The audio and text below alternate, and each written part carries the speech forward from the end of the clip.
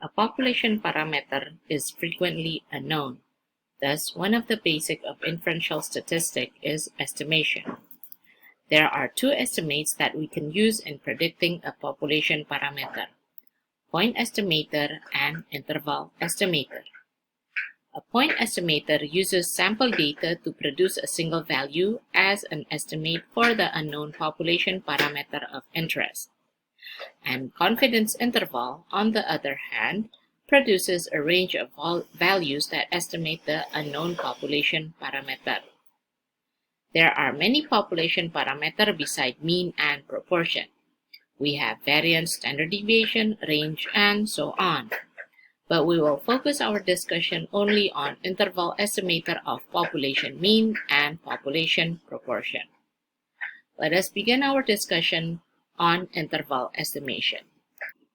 The methods that we will learn to construct a confidence interval for the population mean or population proportion assumes that the sampling distribution of the sample mean and the sample distribution of the proportion follow a normal distribution.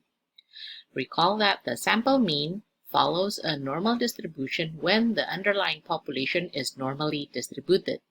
This result holds irrespective of the sample size n. If the underlying population is not normally distributed, then by the central limit theorem, the sampling distribution of sample mean will be approximately normal if the sample size is sufficiently large, or when n is at least 30. Similarly, the sampling distribution of a sample proportion is approximately normal if the sample size is sufficiently large, or that is when n times p is greater than 5 and n times 1 minus p is greater than or equal to 5.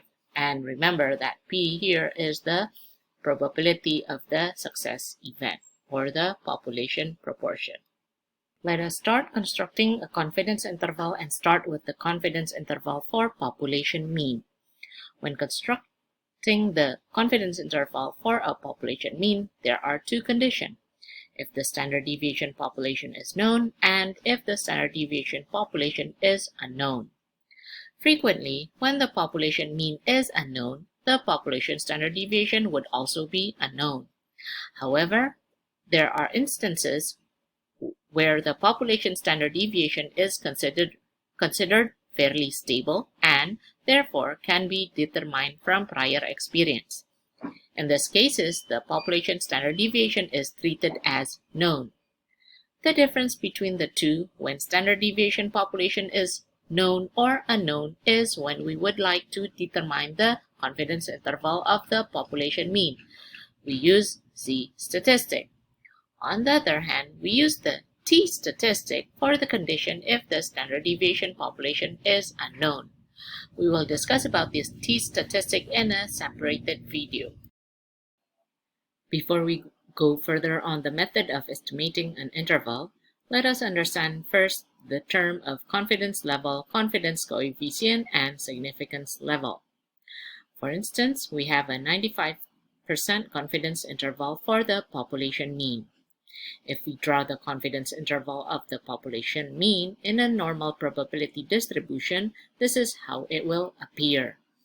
The confidence interval is an estimator which appears as an interval that has a lower and upper bound denoted by x1 bar and x2 bar, or the sample mean. The 95% is the confident level. It tells us that we are 95% confident that the population mean will be between this range. Now let the Greek letter alpha denote the allowable probability of error, or is known as the significance level. This is the probability that the estimation procedure will generate an interval that does not contain the mean, or is shown by the dotted shaded area here. In other words, this alpha denotes a 5% chance that we make an error. Here, the alpha is divided by 2 to tell us the area of a probability of error can be below the lower bound or above the upper bound.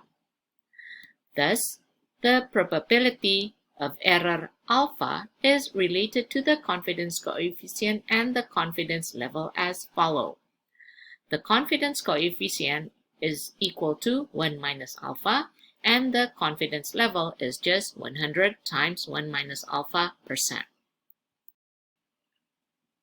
Now, let us learn how to construct a confidence interval.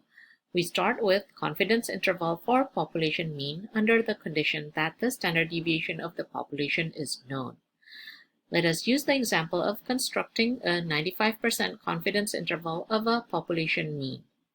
So graphically, what we are doing is we want to find the value of the upper bound and the lower bound of our interval. The 95% area is the white area under the curve. We can also write it as follow and replace the z with the formula of z. And we do some math rearrangement by multiplying all sides inside the brackets with the component of the denominator from the z formula. Or this term here, in short, we can write it as follow, because here this is mu minus and this is mu plus, or in other words, the x bar is equal to mu plus minus this term. So in general, to construct a confidence interval for population mean, when the standard deviation population is known, this is the formula that we will use. If all the statistic measures are known, then we can construct the confidence interval for the population mean.